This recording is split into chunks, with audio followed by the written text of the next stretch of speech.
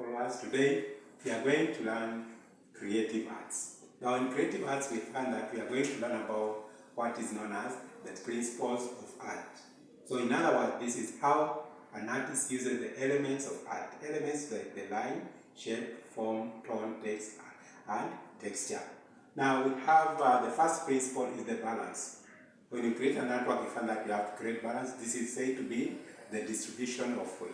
How you distribute the artwork, the various objects on the surface which you are using to draw. That is the balance. Then we have number 2, contrast. So the difference between the elements, because we have the different elements whereby how they are related when you are creating the artwork, that is what brings about the contrast and makes the artwork to look interesting.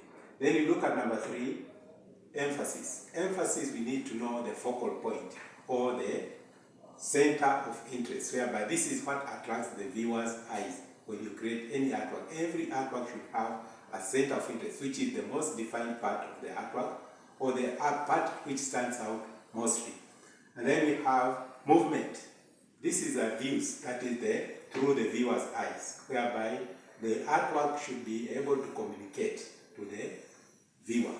That's what is meant by movement. That is, the artist should be able to create a situation whereby the viewer should be able to see through that piece of artwork. Then number 5, we have rhythm. Rhythm is the repetition of elements, because when you draw, you find that we use the various elements of art, the lines, shape, form, tone, texture, and color.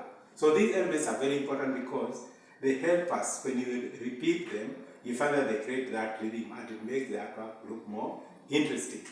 Then we have pattern. What is a pattern? Pattern is just a repetition of motifs. What is a motif? This is a single unit of a pattern. So as we know that when we are creating patterns, we can have 2 types of patterns. There is the one which is whereby you only use one type of motif, or you can use the other one which is 2 or more other different types of motifs to create a good pattern. So a motif is a single unit of a pattern. Then number 7, we have unity. What is unity? The relationship among the various parts of an artwork. Then we have variety, different elements. The various elements of art which you have used in your artwork, whereby they need to work together so that we can have what we can say we have unity. And then variety. We need to use different. If you use one type of element, you find that the artwork will not be very interesting. Then we have proportion, because we have different sizes of objects when you are drawing. So you find that the relationship in size, that is known as proportion. Then we have harmony.